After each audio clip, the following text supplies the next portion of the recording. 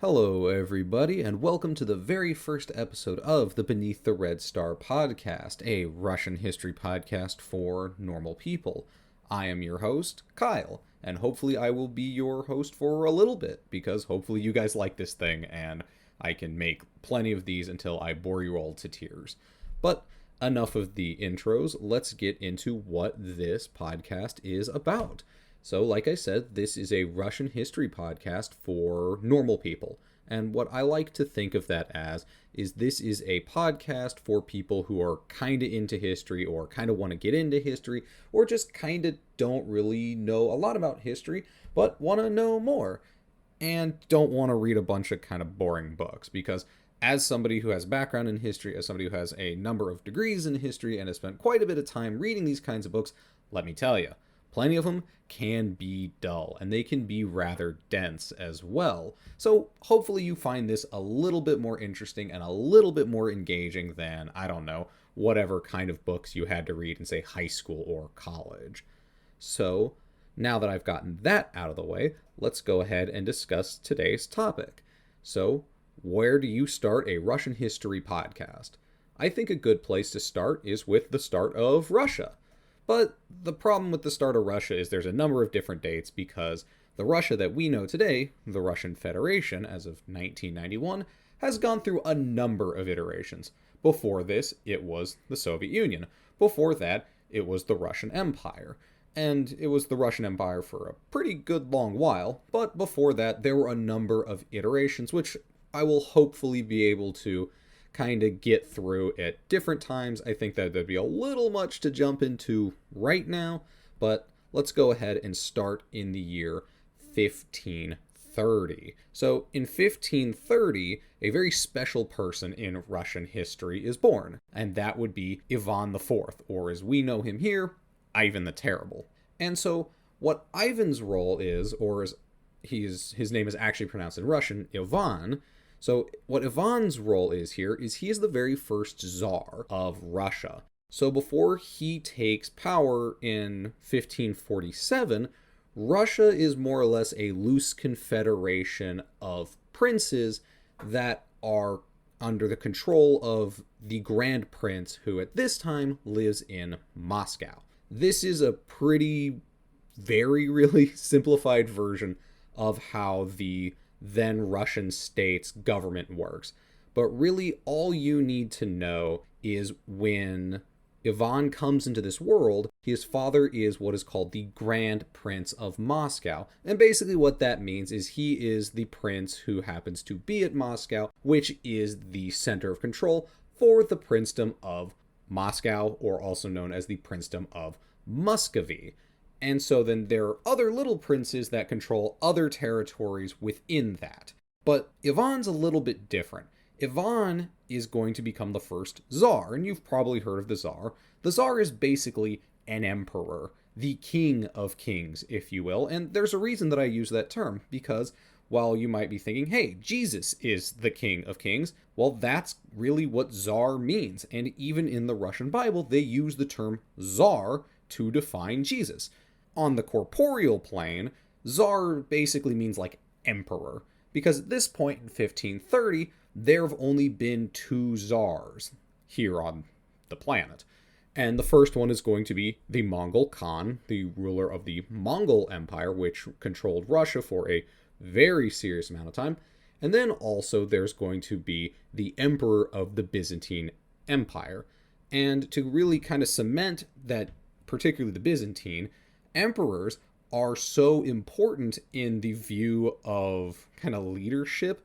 The city of Constantinople was known as Tsargrad, which means basically the city of the Tsar, or the Tsar's city. So that's what Ivan is destined to do. He is going to create a Russian empire. Not necessarily the Russian Empire as we know it, not necessarily the same one as, say, Catherine the Great or Peter the Great, or the one, of course, that Nicholas II sees off, but also kind of. It's a little weird because those people are more or less related to this.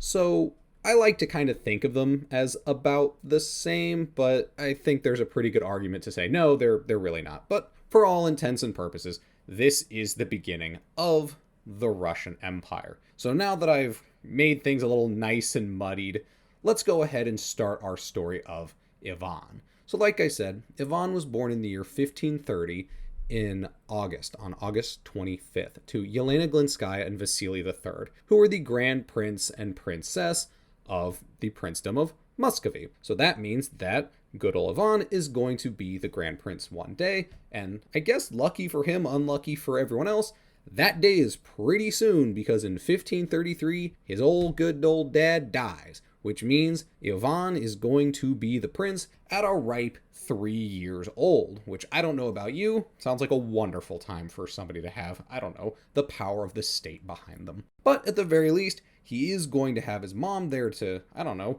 make sure he doesn't shit himself while having people executed. Unfortunately, she's not going to be around for all too long because she dies when he is 8. Now, this is where things get a little bit interesting, because this is going to be the first person in a long line of people in Ivan's life who die under mysterious circumstances. Some people believe that she died because of illness, which, to be fair, it's 1538. This is entirely possible. People are dropping dead from whatever illness you like. But quite a few people believe that she was poisoned. And whether or not she was poisoned, this period that we come into after her death is certainly one of poisoning. Quite a few people are going to be poisoned in this time. So I find it quite likely that, yeah, she probably was poisoned. But even if she wasn't, Ivan's childhood is one of these kinds of power plays, as the princes around him and other gentry and aristocracy are trying to gain control over the very young prince and trying to put ideas in his head. So he comes up in a time of backstabbings, betrayals, and quite a bit of violence. And this carries on basically until he becomes the age of 16. This is when he is going to ascend to the throne of Tsar. But this is kind of unique. Not kind of, this is entirely unique. This is a novel idea. Why is this kid gonna be the Tsar? He is not the first Grand Prince, and he's certainly not the most important or powerful one. He's some 16-year-old kid. What does he know? How is he making this happen? And basically what this boils down to is his association with a man named Makary. So Makary is the metropolitan of Moscow. So basically what that means is within the Eastern Orthodox faith, he's more or less kind of like an archbishop. And Makary's a very important person at this time. Makary is basically a Christian nationalist in the time of the 1500s. More or less the closest thing you're gonna get. And what he's doing is he's trying to consolidate the authority of the church.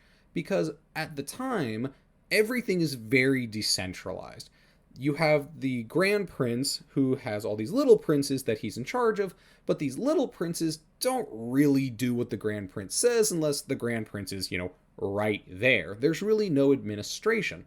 And while today it's kind of weird to think about, say, the state and the church working hand in hand, but back then they absolutely did. And if you don't have very strong central authority for the Grand Prince, you don't have a ton of very strong central authority for the church. And Makary is really into that very strong central church authority, and he really wants to get it tied in with the power and the office of the Grand Prince. So Makary's talking to Ivan, and he seems to be putting ideas in his head, creating these ideas about centralization, about reform, about using the church as a tool of the state, and conversely using the state as a tool of the church. And to be fair, this is not the first time somebody has tried this, and it was not the first time that, it was even done successfully. The very first person to introduce Christianity to Russia was doing much the same thing just about 500 years ago.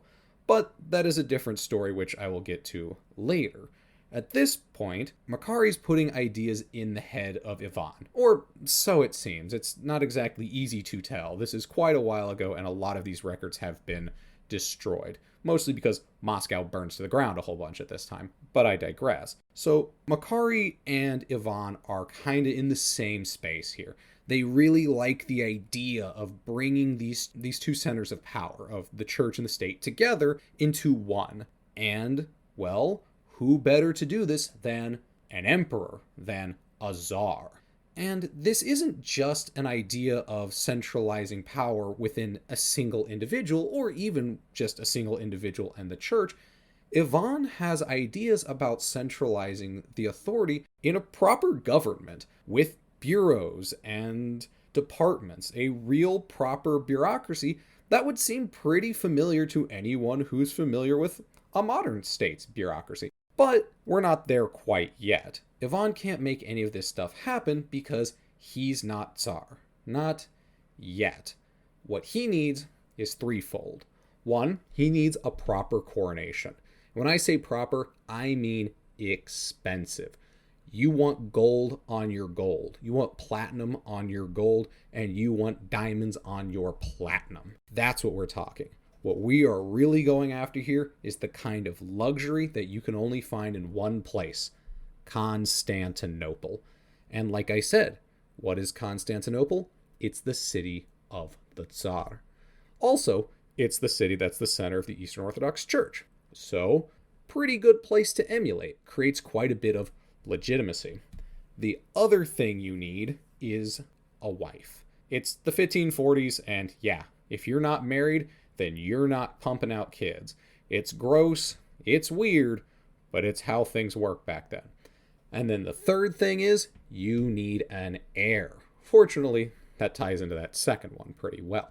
But he doesn't have any of these things. But in about a year, he does. He goes ahead, has a giant coronation, absolutely in the style of the Byzantines. He gets married just about a year after his coronation to a woman with a very important last name. This would be Anastasia Romanovna. If Romanovna sounds a little bit like Romanov, that's because it's the same. Those Romanovs, like the people who would be the Tsar in not that long after Ivan takes power, just about 50 years, and then would be in control for just about 300. And then, with his new marriage to the Lady Romanovna, an heir is on the way. So, now that he's in charge, we get to talk a little bit about bureaucracy, which I know, calm down, there's really nothing more exciting than. So, I'll try to make this pretty quick and painless. So like I was saying before, this is a princedom. And before the Tsar, you had a grand prince. And then you had the little princes who controlled all the little towns and regions and whatnot. And those princes were in charge of making sure all of that stuff worked.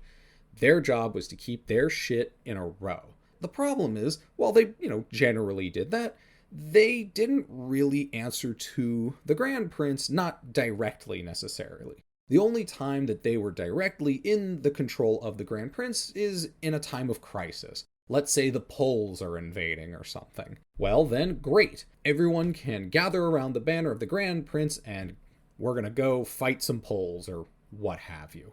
But during kind of day-to-day operations, that's not really the case. These people kind of just do their own thing. I mean, it is a feudal system, but it's really kind of like feudalism light. It's even less centralized than basic feudalism. So, Ivan is going to change that. Ivan wants direct control. One, he wants it for his buddies in the church, and two, he wants it because he can better organize and operate a state. And, well, he's 100% correct. He can. And how he does this is he gets rid of the gentry, really. Not entirely, of course. Russia will basically forever have a very powerful gentry, but he gets rid of the gentry as it has stood for quite a while, hundreds of years at this point.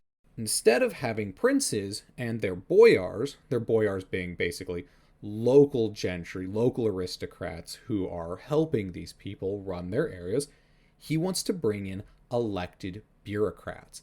These bureaucrats are generally, of course, other members of the gentry, but they could be anyone. They don't have to necessarily be wealthy. They don't have to necessarily have a good name. They just have to be good at their job.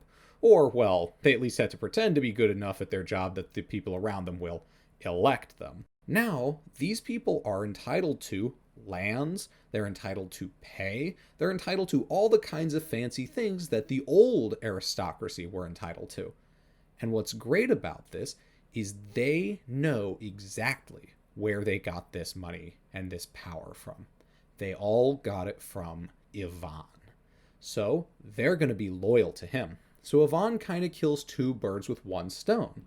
One, he now has a better functional bureaucracy, proper control that centers on the Tsar, and of course, that can run without him. He doesn't need to go to every city to make sure everybody's in order, because that's their jobs. And two, he has an entirely new group of people who, in theory, should be loyal to him and him alone. These are not princes. These are not necessarily even boyars. These are people who have only Ivan to thank for their new power and their new wealth. They don't have names, not necessarily anyways, and they don't necessarily have the kind of heritage and history that a lot of the other wealthy people had. So, of course, a prince in another place might say, well, I don't need to listen to this new czar. He's just whatever. He's just some new upstart. We've seen him before. I have money. I have an army. I have blah, blah, blah. I don't need to play. Well, if that guy doesn't really have the power to, operate his area anymore, and instead you have somebody else who knows, the only reason I get to operate this is because the Tsar made this whole new position, that second guy is much more likely to toe the line, which is really important, because now that Ivan has his bureaucracy in order, now that he has a bride, now that he has his fancy coronation, and now that he has his kids on the way, he needs to do the other thing that any good emperor does, and murder the shit out of the people who just so happen to be next to him. So, it's time for the wars. The first war begins in 1552, as the Grand Princedom, now Empire, of Moscow, Muscovy, Russia, kind of pick your favorite. There's a number of terms that could be used to describe this place at the time. I'm just going to refer to it as Russia, because that's easier. But so, Russia goes east. And this seems a little bit weird, because when you think of Russia today, well, there's nowhere left for it to go east, unless they want to start taking over the Bering Strait. We're not there yet. Right now, Russia is still fairly small. It can be measured in less than 5 Texases, just about. And so it's sitting just around the city of Moscow. It's large, don't get me wrong, but it's not nearly the massive continent-spanning empire that it would one day become. So the first place that we need to go is we need to go east towards Russia's ancient enemies, the Tatars. So the Tatars are basically the people who came with the Mongols and stayed in this area. This is a huge oversimplification, but it's going to have to do for right now. I will talk more about the Tatars later. I'd like to do an entire episode on them and how they got there, who they are, and whatnot. But for now, all you need to know is these are the predecessors, or sorry, not the predecessors, the, distant relatives of the Mongols who have stayed behind in Europe as the Golden Horde, fell apart and retreated out of the area. So, these people still control quite a bit of land. And most importantly, what they control is they control the Volga as it goes into the Caspian Sea. The Russian state, the new Russian state, doesn't have access to any big bodies of water. It's landlocked. So, attacking the Khanate of Kazan is a pretty good place to start, getting you some nice water access. And that's exactly what Ivan does. And in 1552, he takes Kazan. This is a momentous occasion, and actually is why St. Basil's Cathedral in Moscow is built. You know the one. The big one, kind of looks all bulbous and oniony. Yeah, that one. So, not long after that, in 1556, he continues going east and takes the Khanate of Astrakhan. And so now, Russia's starting to get pretty big, but it doesn't have access to the west. We can move towards the east into places like Asia Minor and towards the Byzantine Empire. Well, really, it's not the Byzantine Empire at this point. We're talking about the Ottomans, but in that direction. We need to go west, because trade goes east to west. Does now, did then. We want to get to those good markets and to the good water in the Gulf of Finland to the west. The only people standing in our way is a little country called Livonia. Livonia is a country that doesn't exist anymore, but is made up of the modern day states of Estonia and Latvia, which, as we might know, are right there on the Baltic coast. So Russia's going to get its Baltics on. And how it does that is by invading in the year 1558. And at first, the newly bureaucratized Russian state is doing pretty good. There's a very famous order of knights known as the Livonian Knights, and unfortunately these guys were not able to stop the Russians. But unfortunately for the Russians, their good luck would not last. Remember that victory in Astrakhan? Yeah, that's the last of its kind that Ivan is going to see. From here on out, this is no longer the story of Ivan making Russia great. This is now the story of Ivan losing his fucking mind and murdering everyone around him as his entire empire kind of falls to shit. But hey, that's not why he's known as the Great. As a matter of fact, I believe he's known as the Terrible, so does what it says on the tin. So 1558, everything's going pretty good. But things start to change in the year 1569. In 1569, a little country called Lithuania groups up with a bigger country called Poland to create the Polish-Lithuanian Commonwealth.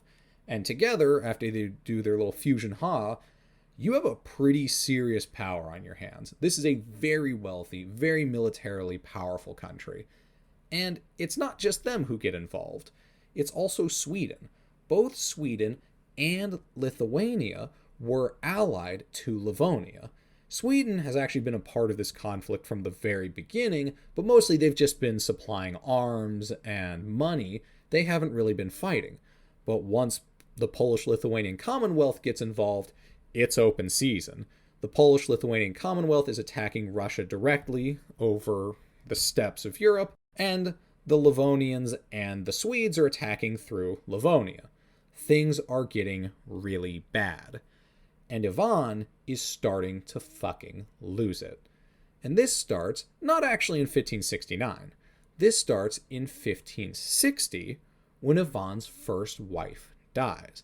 And remember, like I said, Ivan grew up in a time when everybody around him was getting poisoned. Maybe even his own mom, but certainly plenty of the other folks that were trying to influence him. Well, that certainly stuck in his head and, believe it or not, made him a smidge paranoid. So when his first wife dies, he is convinced that she was poisoned. Now, to be fair, it's entirely possible she was. Like, back then, people were getting poisoned all the time. So, who fucking knows? But it's also entirely possible that she died from not nearly as nefarious reasons. People did kind of just die from shit back then. But Ivan is just about certain that there are people within his government, within his new Russian state, that are out to get him. And to be fair, he's not entirely wrong. In 1564, one of Ivan's most trusted commanders, a man named Alexander Kurbsky, defects to Poland. And note the date, that is 1564. That is 5 years before the Polish-Lithuanian Commonwealth forms and then starts to kick Russia's ass. So that's a pretty killer betrayal there. And it comes in the same year, that being 1564, that his second wife dies. And Ivan is once again convinced that she was poisoned. We've had 2 deaths that he is certain are poisoning, and 1 pretty serious betrayal. So Ivan is absolutely convinced that everyone is out to get him, and that he can't do it, that he can't take it anymore. He's done. He actually threatens to abdicate the throne, which is pretty serious, especially for a guy who just founded this country. Imagine if George Washington in, halfway through his second term just said, fuck it guys, this is a lot, I think I'm done. That's more or less what this guy is doing. He's tapping out. And not only is he just kind of thinking this, he's telling just about everyone who will listen. It gets so bad that the clergy have to come to him and say, hey, Ivan, you need to pull it together, man. You need to really stop with this shit, because we need a czar. We're in the middle of a big ol' fucking war, and we really like having a big, strong, centralized government. So you, my friend, need to really get your shit together. And Ivan goes, okay, I will, on 2 conditions. And the clergy, they grant him both of these. The first one is, he gets lands that are his own, that he gets to control directly, that he gets to put people in charge of who answer to him and no one else. And I know that you might be thinking, well, he's the czar. Isn't that kind of how it works? And kind of, but realistically what it is it's more so territory that he gets to choose exactly who is in control of. And this territory, of course, is the city of Moscow, and then also the outer lying areas to the north. And he creates what is called the Oprichnina. And this is basically the czar's safe zone. All the people in charge, he gets to staff of people that he chooses. These are going to be mostly boyars and these new bureaucrats that are 100% loyal to him. Their job is to defend it from invasion, to do exactly what the czar says, and to meet his second stipulation. That being, he gets to deal with anyone that he believes is a traitor or any way undermining his new government exactly how he wants to. And like I said, the clergy says, okay, so congratulations. We have Ivan back in power, he's running the government, and now begins the reign of terror. Because, like the second stipulation says, he gets to deal with people who he sees as being counter the government, counter the state, I don't know, doing anything that he doesn't like, basically, however he wants to. So in comes the Oprichniki. So the Oprichniki are the people that he put in charge of the Oprichnina. These are the personally appointed boyars and bureaucrats who are running his personal land. So a lot of these guys aren't from this area. A lot of them got brought in from anywhere. Just wherever the hell they came from before. Could have been right off of Ivan's couch for all anyone knows or cares. They were the people that he wanted to see in charge, that he liked. So, what about the people who were there before? Great question. Well, I can imagine that they weren't super happy about what happened next because most of them just got straight up murdered. If you were lucky, you might be moved somewhere else farther away from the Tsar so that, he's a little bit less worried about you trying to murder him in his sleep. Or, at worst, there's a really good chance you got murdered in church, just dragged out, killed, and then at the end of the service, they said a prayer for you, which is fucking terrifying to think about, especially at that time. Nowadays, it would be absolutely insane for someone to do this, even in a country where maybe you're expecting people to be disappeared or killed.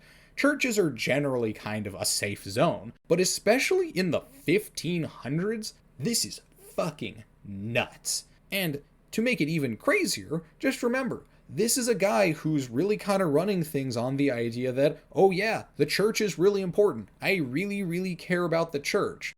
Yeah.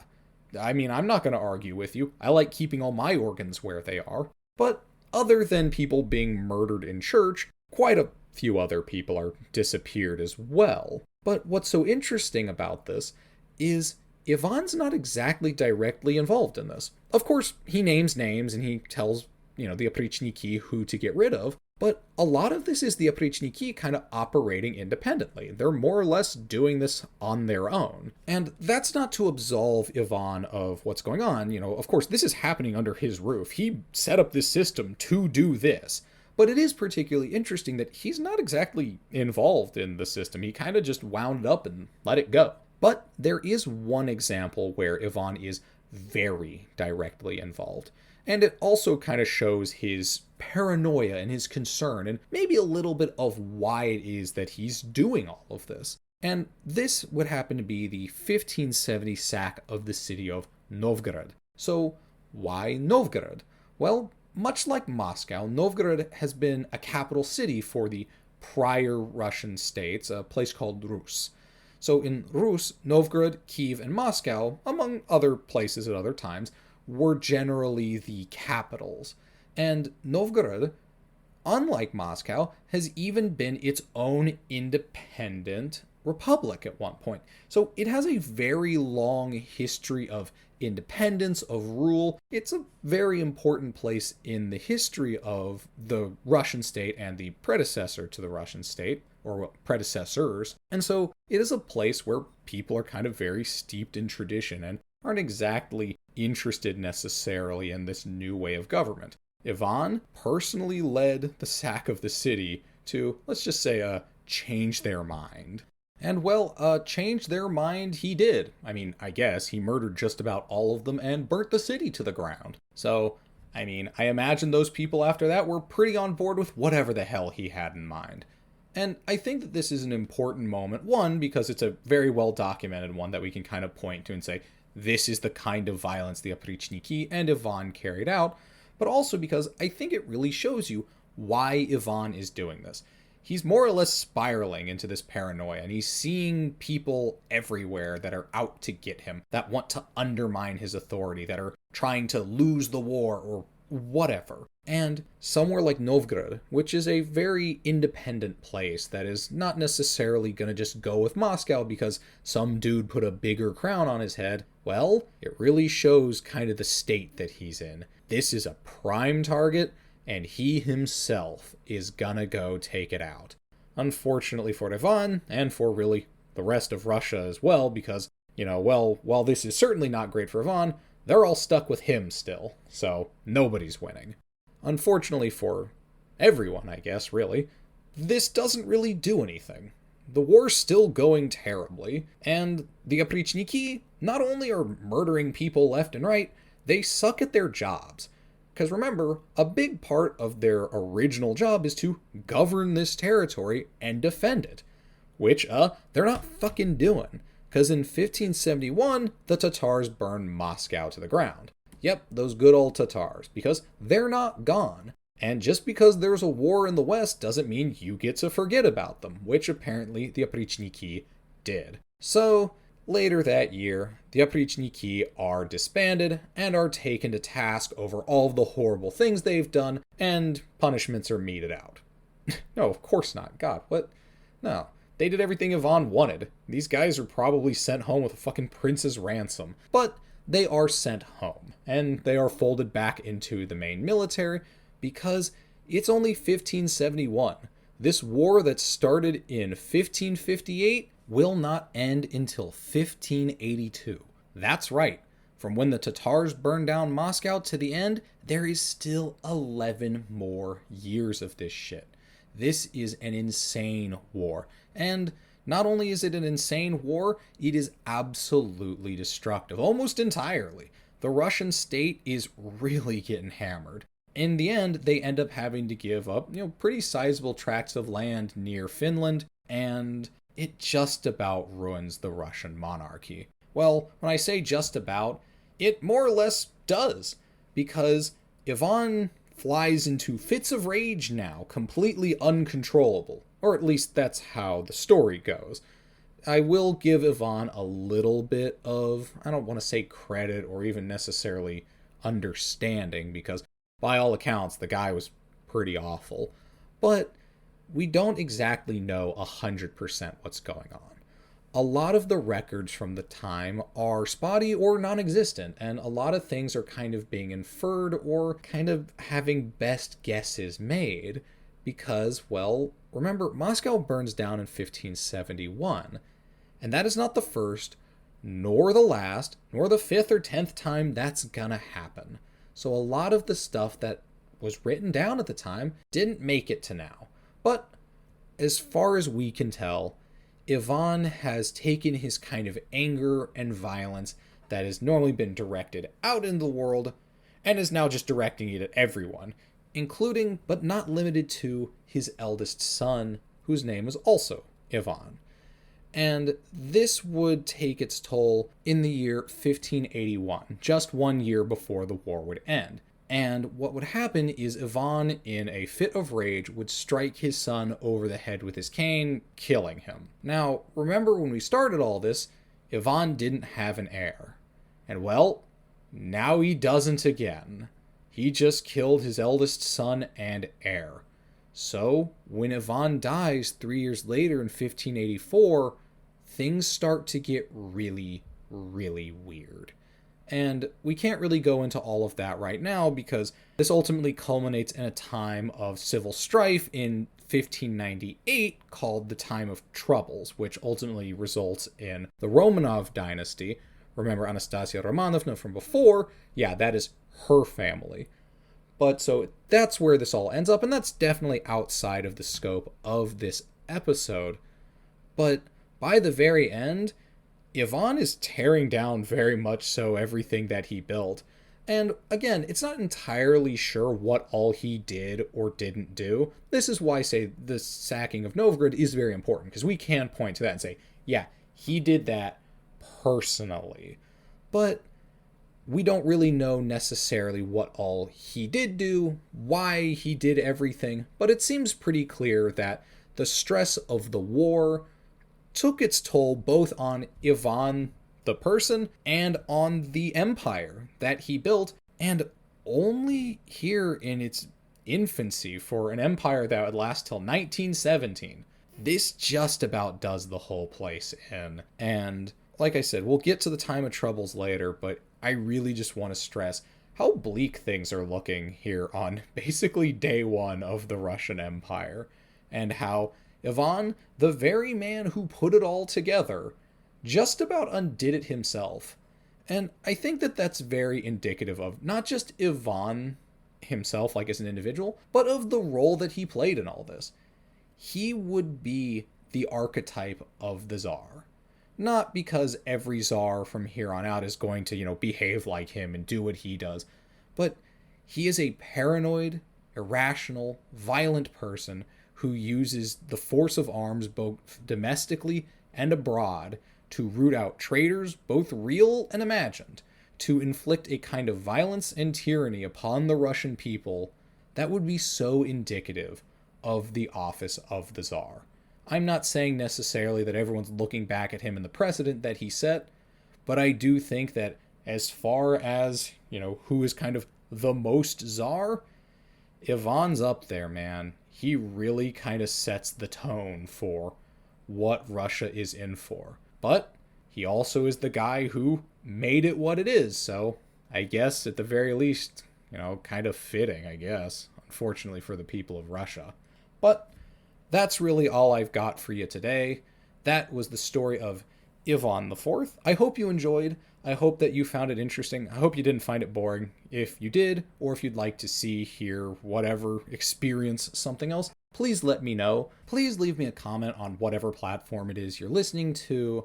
One, of course, it will help the show grow. And two, I really want to know how this is being received. What you like, what you don't like, what you want to see more of, what you want to see less of, whatever. I'm honestly just very interested because this is a very new process for me, but I digress. So here at the end, I guess all I can say is thank you for listening. I hope you all have a wonderful day, and I will catch you all for the next one. Bye-bye.